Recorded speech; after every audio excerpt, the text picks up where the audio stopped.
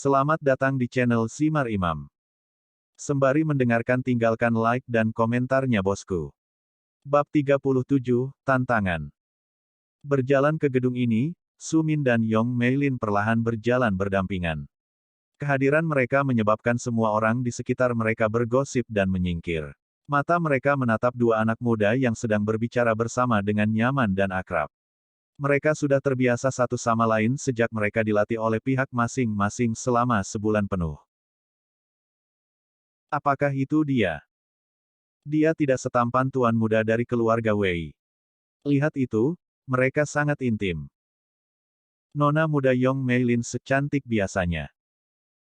Saya mendengar bahwa mereka telah menghabiskan setiap hari bersama selama sebulan terakhir dari fajar hingga senja. Gosip mengambang di udara, dan untuk pertama kalinya kedua anak muda itu menyadari gosip yang berkembang selama sebulan terakhir. Sementara Sumin merasa itu agak menyenangkan, Yong Meilin benar-benar malu karena wajahnya memerah. Sementara Sumin menemukan reaksinya cukup penasaran, dia tidak bisa menahan tawa lembut sambil menepuk kepalanya.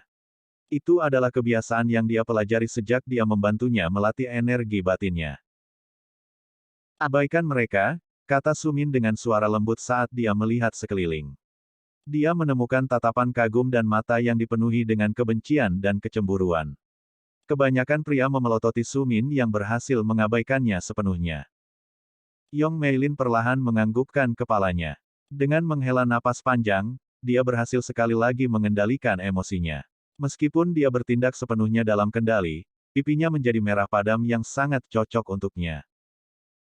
Jadi Sumin, yang mana yang akan kamu lawan? Prajurit bintang 1 tidak cukup menantang, bukan? Yong Meilin bertanya dengan rasa ingin tahu.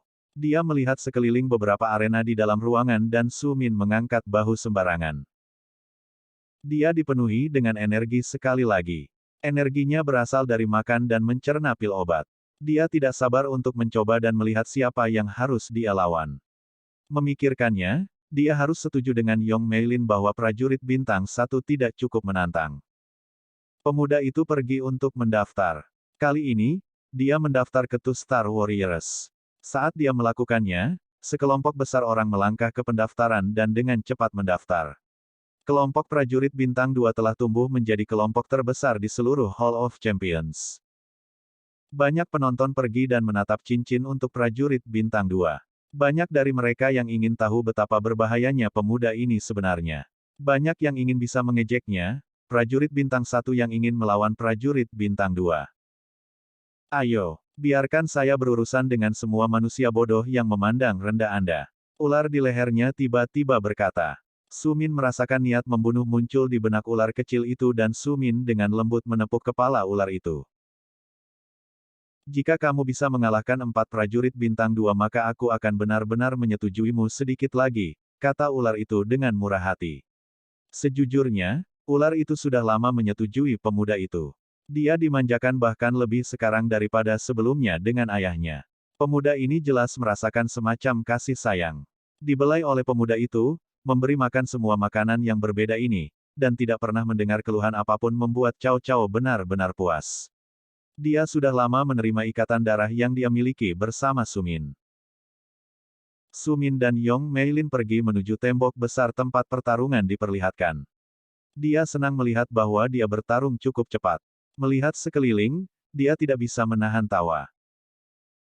Terakhir kali dia berada di sini, beberapa prajurit telah menantangnya karena beberapa kata yang tidak pantas yang dia katakan tentang Yong Meilin. Namun hanya sebulan kemudian, dia berada di arena ini sekali lagi, dia yang mengikuti di belakangnya adalah Yong Meilin. Wanita muda itu sendiri tampaknya menganggapnya sama lucunya dengan tawa kecil yang keluar dari bibirnya. Dia menatap Sumin dengan senyum lembut di wajahnya. Meskipun dia tidak menyukai Sumin sejak awal karena dia tidak mudah untuk membungkus jari kelingkingnya, dia menemukan bahwa pemuda ini pekerja keras tetapi juga tulus. Ketika dia melakukan yang terbaik untuk berlatih, dia akan dengan lembut dan alami membantunya melakukannya dengan cara yang paling optimal. Dia menunjukkan keramahan yang tidak pernah dia duga sebelumnya. Berpikir seperti ini, dia sekarang berterima kasih kepada kakeknya karena memberinya tugas ini. Dia telah belajar banyak tentang dirinya sendiri dan banyak tentang Sumin. Untuk pertama kalinya dalam hidupnya, dia merasa telah menemukan seorang teman yang benar-benar peduli tentang siapa dirinya. Dia tidak hanya ingin berteman dengannya karena popularitasnya. Sementara Sumin dan Yong Meilin berjalan menuju arena, tidak ada yang berani menyerangnya, sama seperti yang mereka lakukan bulan sebelumnya, semua orang tegang saat dia berjalan melewatinya. Banyak pria di dalam Hall of Champions ingin langsung menyerangnya. Mereka ingin menghilangkan semua gagasan kebanggaan dan serangan dalam sekelompok orang untuk memastikan bahwa dia tidak akan berhasil melarikan diri sekali lagi. Jika dia pergi, Yong Meilin sekali lagi bukan milik siapa-siapa. Menjadi milik siapapun jauh lebih baik daripada menjadi milik satu orang. Melompat ke arena, tidak ada yang berani secara terbuka mencemooh pemuda itu. Tidak ada yang bersorak juga, tetapi ketika lawannya, seorang prajurit bintang 2 yang kemungkinan besar berada di panggung tengah, melangkah ke atas panggung, seluruh aula bersorak. Ini tidak bisa membantu tetapi menyebabkan Sumin tersenyum kecut. Dia tahu bahwa dia telah menyebabkan sebagian besar pria di kota tidak menyukainya. Dia agak mengerti mengapa mereka begitu kesal. Dia telah menganggap Yong Meilin sebagai gangguan pada awalnya, tetapi melihat pekerjaannya dengan penuh semangat menuju tujuan, dia telah tergerak. Meskipun dia cantik, dia segera mengetahui bahwa dia juga seorang pekerja keras.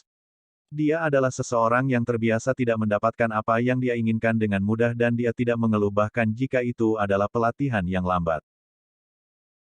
Melihat Yong Meilin berlatih, Sumin tidak bisa tidak bertanya-tanya apa yang akan terjadi jika saudara perempuannya dilatih untuk menjadi prajurit pelajar juga. Berpikir seperti ini, kesedihan melanda Sumin. Kesedihan ini segera berubah menjadi kemarahan penuh kebencian yang membakar api balas dendam di dalam dirinya. Matanya tidak lagi ramah dan ceria. Sebaliknya, mereka dipenuhi dengan niat membunuh saat dia menatap prajurit di depannya. Mengalahkan orang ini akan membuatnya lebih kuat, jadi Sumin mengambil sikap melepaskan telapak tangan yang menghancurkan. Dia menggunakan taktik yang sama persis seperti yang dia lakukan terhadap para penjaga di kediaman keluarga Yong. Prajurit ini belum pernah menyaksikan dia bertarung sebelumnya dan saat telapak tangan turun ke atas prajurit, Sumin mengikutinya dengan serasik. Dia langsung menjatuhkan prajurit lawan dari ring. Berdiri kembali, Sumin menghela napas dalam-dalam. Bersama dengan udara, bintik-bintik cahaya keemasan muncul. Lampu-lampu ini menunjukkan bahwa pemuda ini sedang berlatih pada saat yang sama dengan bertarung, hanya sedikit pembudidaya yang berani melakukan ini. Jika dantian mereka rusak selama pelatihan semacam ini, kemungkinan besar mereka tidak akan pernah kembali ke kehidupan seorang kultivator. Melihat ini, lawan yang berdiri dalam antrian untuk bertarung dengan Sumin semuanya memiliki wajah yang dipenuhi dengan kegembiraan dan kegembiraan. Alasan Yong Meilin tertarik pada pria ini kemungkinan karena dia spesial, baik sebagai bakat atau karena dia spesial dalam beberapa hal. Jelas bahwa Yong Meilin tidak akan jatuh cinta pada anak muda normal. Dengan demikian, mereka semua berharap bahwa begitu mereka melumpuhkan pemuda itu, akan mungkin bagi mereka untuk membuatnya kurang menarik dan Yong Meilin mencampakkannya. Berpikir untuk membunuhnya atau melumpuhkannya, lawan lebih suka melumpuhkannya karena ini akan membuatnya merasa putus asa. Rencana mereka sudah berputar dan mata mereka dipenuhi dengan kegembiraan saat ide-ide pamungkas tentang bagaimana menghancurkan harga diri pemuda itu berputar-putar di benak mereka. Sumin tidak bodoh. Dia tahu persis apa yang mereka pikirkan, tetapi satu-satunya hal yang dia lakukan adalah mendengus jijik. Memang benar bahwa itu berisiko, tetapi semakin berisiko, semakin baik manfaat yang diberikannya. Sumin tidak khawatir. Dia sudah setuju dengan Cao Cao bahwa jika ada orang yang benar-benar bisa mengalahkannya dan jika seseorang mampu membunuhnya, maka ular itu diizinkan untuk menyelamatkan hidupnya. Sumin sangat khawatir dan tidak ingin ular itu bertindak. Tapi dia juga tidak ingin mati, jadi dia sama keras kepalanya dengan para pemuda yang ingin mengalahkannya. Sambil mematahkan lehernya, Sumin memberi isyarat kepada lawan untuk memasuki ring. Senyum mengejek muncul di wajahnya. Tidakkah kamu berpikir bahwa kamu adalah sesuatu hanya karena kamu berhasil mengalahkan seorang ahli kecil yang lemah? Sebuah suara keras menggelegar di seluruh aula. Semua orang yang masih berjuang berhenti sejenak untuk melirik ke arah Sumin dan pengeras suara. Yong Meilin cekikikan saat mendengar kata-kata itu. Meskipun Sumin adalah orang yang bertarung, Yong Meilin tidak merasa khawatir sama sekali. Dia telah melihat betapa kerasnya pemuda itu berlatih hari demi hari. Dia tidak pernah membiarkan dirinya santai dan saat ini dia dipenuhi dengan energi ekstra dari pil obat. Di mata Yong Meilin, tidak mungkin Sumin kalah. Dia juga menyadari Cao Cao melingkar di lehernya karena ular itu siap membantunya kapanpun dibutuhkan. Pria yang memanggil adalah pria besar. Dia setidaknya 2 kepala lebih tinggi dari Sumin yang baik 170 cm. Tubuh pria itu menggembung dengan otot. Namun, otot-otot ini masih hanya milik prajurit bintang 2. Fokusnya hanya pada kekuatan.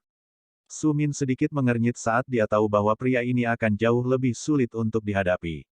Otot-otot itu tidak hanya bagus untuk menunjukkan kekuatan, tetapi juga berhasil melindungi pria dengan sangat baik. Taktik yang dia gunakan sejauh ini pasti tidak akan berhasil pada pria ini. Menggerutu untuk beberapa saat, pemuda itu kembali ke seringai mengejeknya saat dia melihat pria super kuat itu. Kekuatan mungkin bermanfaat dalam hal bertahan dan memukul lawan. Namun, pria yang hanya fokus pada kekuatan ini tidak berpengalaman dalam kecepatan. Saat pria itu muncul, Sumin menginjak tanah dengan keras dan melesat ke arah pria yang terkejut. Matanya melebar, tapi kemudian dia menyeringai keras dan merentangkan tangannya. Tepat ketika Sumin akan tiba, dia menginjak lengan yang kuat dan meminjam kekuatan dari kekuatannya untuk menanamkan lututnya ke wajah pria kuat itu. Dia mematahkan hidungnya dengan pukulan bersih sebelum dia menggunakan recoil untuk melompat jauh ke belakang. Dia kembali keluar dari jangkauan pria besar yang menjerit kesakitan. Bersambung. Nantikan bab selanjutnya bosku.